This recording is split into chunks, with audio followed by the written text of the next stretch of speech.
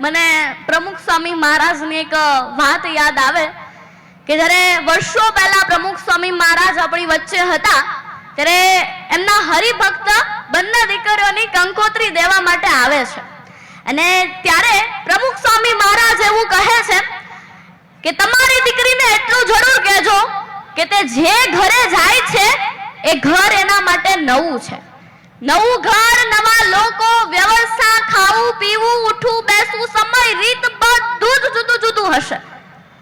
2 વર્ષ શાંતિ રાખીને પોતાના પરિવારને સમજવાની કોશિશ કરજે, વડીલોનું માન રાખજે. જો તારા વાણી, વર્તન, વ્યવહાર બધા સાથે સારા તો બધા જ તારી સાથે સારા, નહીતર બધા જ તારી સાથે ખરાબ. Time is very important more than money. સમય ખૂબ મહત્વનો છે. પોતાના પરિવારને તું સમય આપજે.